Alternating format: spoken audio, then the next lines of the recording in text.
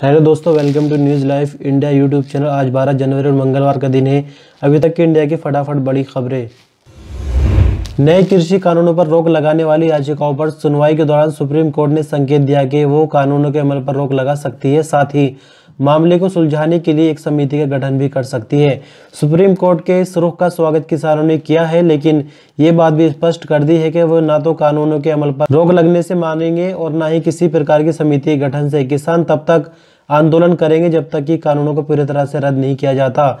अदालत की कार्रवाई कुछ ही घंटों बाद कृषि यूनियनों के एक संयुक्त मंच संयुक्ता किसान मोर्चा ने एक बयान जारी किया, जिसमें लिखा था कि हमारे वकील ने सूचित कर दिया है कि सरकार के अड़ियल रवैये के कारण हम सर्वसम्मति से सुप्रीम कोर्ट द्वारा नियुक्त किसी भी समिति के समक्ष जाने के सहमत नहीं। वहीं कोर्ट के रवैये को लेकर संयुक्त किसान मोर्चा के नेता योगेंद्र यादव ने सोशल मीडिया पर अपनी आशंका को जाहिर किया है। उन्होंने एक वीडियो संदेश जारी करके कहा कि आशा की किरण है रेशम का फंदा, सुप्रीम कोर्ट की सुनवाई। दुनिया भर में व्हाट्सएप की नई प्राइवेसी पॉलिसी का जमकर विरोध हो रहा है। 8 फरवरी से कंपनी नई पॉलिसी लेकर आ रही है। वहीं विरोध बढ़ता देख कंपनी ने अपनी सफाई पेश की है, जिसमें बताया गया कि कंपनी आपका डेटा फेसबुक के साथ शेयर कर रही है या नहीं। आइए जानते हैं कंपनी ने क्या क्या कहा। नहीं देख सके कोई प्राइवेट मैसेज, व्हाट्सएप ने साफ कर दिया है ना तो व्हाट्सएप और ना ही फेसबुक आपके प्राइवेट मैसेज को पढ़ सकता है और ना ही व्हाट्सएप पर आपके फ्रेंड और फैमिली के साथ आपकी कॉल सुन सकता है। आप जो भी शेयर करते हैं वो आपके बीच रहता है। ऐसा इसलिए क्योंकि आपके personal message end to end encryption द्वारा सुरक्षित है। हम इस सिक्योरिटी को कमजोर नहीं होने देंगे।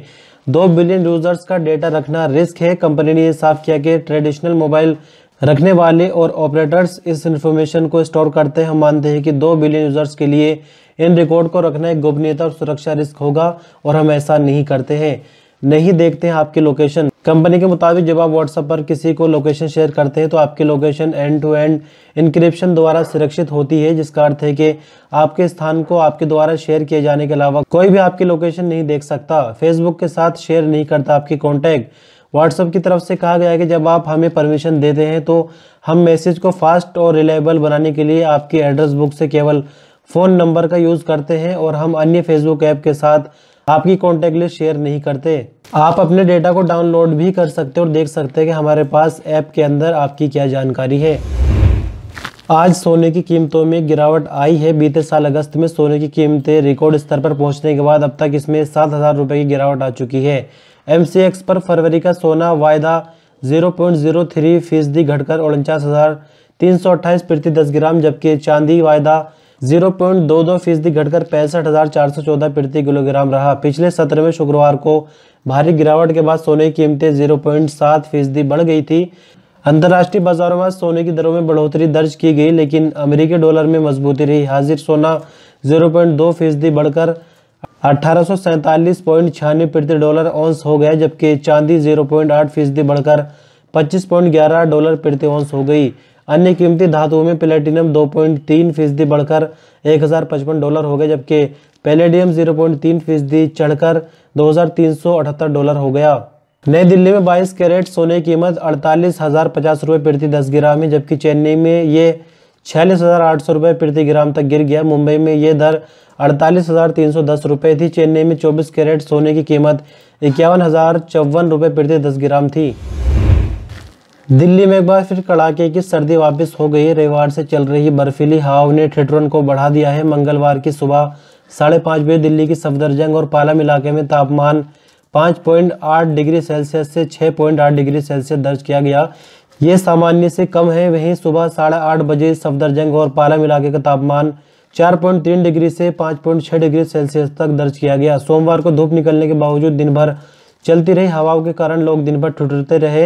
अब गुरुवार तक एक बार फिर से न्यूनतम तापमान में गिरावट होगी और वे 5 डिग्री तक पहुंच जाएगा। इस कारण ठिठुरन का एहसास ज्यादा होगा। इससे पहले 1 जनवरी को न्यूनतम तापमान 1.1 डिग्री सेल्सियस तक दर्ज किया गया था।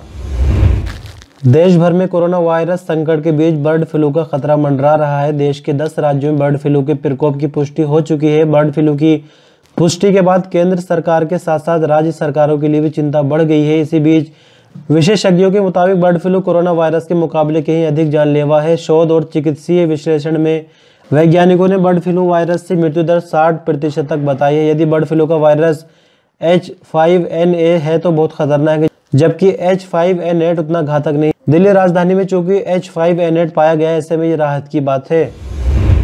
महाराष्ट्र के भंडारा के जिस अस्पताल में पिछले हफ्ते आग लगने से 10 नवजात बच्चों की जान गई थी, उसे लेकर हैरान करने वाली जानकारी सामने आई है। इसके मुताबिक भंडारा में यह अस्पताल 1981 चल रहा है, लेकिन अस्पताल के आसपास दमकल विभाग का एनओसी नहीं था, जबकि यह अनिवार्य होता है। जानकारी सामने आई है कि 2015 में अस्पताल में नवजातों के लिए नई सिक न्यू बोर्न केयर यूनिट यानी SNCU, एक मेडिकल स्टोर और न्यूट्रिशन रिहेबिलिटेशन सेंटर खोला गया था। इंडियन एक्सप्रेस की खबर के मुताबिक इस निर्माण के लिए भंडारा नगर निगम से फायर एनओसी नहीं लिया गया था। वरिष्ठ अफसरों ने बताया कि इमारत को PWD की ओर से पब्लिक हेल्थ डिपार्टमेंट को सौंपा गया था, लेकिन बिना किसी प्रमाण पत्र के ही ऐसा किया गया था। 2015 से लेकर अब तक अस्पताल में सिर्फ एक ही फायर ड्रिल हुई है। यह ड्रिल कायाकल्प स्कीम 2016-2017 के तहत हुई थी। बता दें कि 9 जनवरी को भंडारा के अस्पताल में नवजातों की SNCU नामक यूनिट में आग लग गई थी। इसमें 10 नवजातों की जान चली गई थी। इस घटना की जांच 6 सदस्यीय जांच दल कर रहा है। इस कमेटी में स्वास्थ्य विभाग, दमकल विभाग और इलेक्ट्रॉनिक इंजीनियर शामिल है। सुप्रीम कोर्ट आज किसान आंदोलन और कृषि कानूनों पर फैसला सुनाने वाला है। इस बीच कांग्रेस नेता राहुल गांधी ने किसान आंदोलन को लेकर मोदी सरकार पर हमला बोल दिया है। राहुल गांधी ने एक बार फिर किसान कानूनों को वापस लेने की बात दोहराई है। राहुल गांधी ने कहा कि अन्नदाता सरकार के इरादे समझता है। राहुल गांधी ने लिखा, सरकार की सत्याग्रही किसानों को इधर उधर की बातें में उलझाने की हर कोशिश बेकार है। अन्नदाता सरकार के इरादों को समझता है। उनकी मांग साफ है, कृषि विरोधी कानून वापस लो बस। किसान आंदोलन को लेकर राहुल गांधी मोदी सरकार पर लगातार हमला बोल रहे हैं। कुछ ही दिन पहले उन्होंने कहा कि तारीख पे तारीख देना सरकार की रणनीति है। कांग्रेस के पूर्व अध्यक्ष राहुल गांधी ने सरकार पर आरोप लगाया कि तारीख पे तारीख देना उनकी रणनीति। उन्होंने ट्वीट किया कि नियत साफ नहीं, जिनकी तारीख पे तारीख देना स्ट्रेटजी है उनकी। उधर पंजाब में उन कांग्रेस सांसदों ने भी पार्टी महासचिव प्रियंका गांधी वाड्रा से मुलाकात की, जो केंद्रीय कृषि कानूनों के विरोध और प्रदर्शनकारी किसानों के समर्थन में पिछले 1 महीने से जंतर मंतर पर खुले आसमान के नीचे धरने पर बैठे हुए हैं। देश भर में 16 जनवरी से कोरोना का टीकाकरण शुरू होगा। इसी बीच आज दिल्ली में कोविशील्ड वैक्सीन की पहली खेप पहुंच गई है। आज तड़के सुबह ही पुणे से विमान ने उड़ान भरी थी। पुणे के सीरम इंस्टीट्यूट ऑफ इंडिया ने देश भर में कोरोना वैक्सीन की सप्लाई शुरू कर दी है। भारत में 16 जनवरी से टीकाकरण अभियान शुरू होने से पहले सरकार ने भारत के सीरम इंस्टीट्यूट और भारत बायोटेक से कोविड-19 वैक्सीन की 6 करोड़ से अधिक खुराक का आदेश दिया है। इस आदेश का कुल मूल्य लगभग 1300 करोड़ रुपए होगा। सूत्रों ने कहा कि सरकार ने सोमवार को 162 करोड़ की लागत से भारत बायोटेक की 55 लाख खुराक देने का आदेश दिया है। सरकार ने सोमवार को ऑक्सफोर्ड से कोविड-19 वैक्सीन कोविशील्ड की 1.1 करोड़ खुराक खरीदने का आदेश दिया। प्रत्येक वैक्सीन पर GST सहित 210 रुपए खर्च होंगे। आधिकारिक सूत्रों ने बताया कि सरकार ने अप्रैल तक 4.5 करोड़ वैक्सीन खरीदने की उम्मीद जताई है। इस पूरे आदेश में 1100 करोड़ रुपए से अधिक की लागत आएगी। उन्होंने कहा था कि वैक्सीन मंगलवार की शुरुआत तक भेजना शुरू कर सकती है। दिए गए आदेश के अनुसार प्रत्येक कोविशील्ड वैक्सीन की कीमत 210 रुपये होगी, जिसमें 200 रुपये और 10 रुपये GST शामिल है।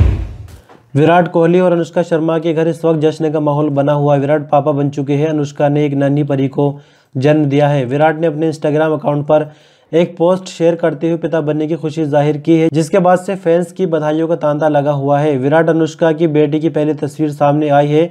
हर कोई सोशल मीडिया पर विराट अनुष्का को उनके बच्चे के लिए ढेर सारी शुभकामनाएं दे रहा है। इसी बीच अब इस नन्ही परी की पहली तस्वीर भी सामने आ गई, जो सोशल मीडिया पर तेजी से वायरल हो रही है। इस तस्वीर को विराट के बड़े भाई विकास कोहली ने अपने इंस्टाग्राम अकाउंट पर शेयर किया है। बता दें कि फोटो में सिर्फ बच्चे के कोमल और खूबसूरत पैर नजर आ रहे हैं, बावजूद इसके ये फोटो आग की तरह फैल रही है। तो दोस्तों, इस तरह से खबरों का सिलसिला यहीं तक। शुक्रिया।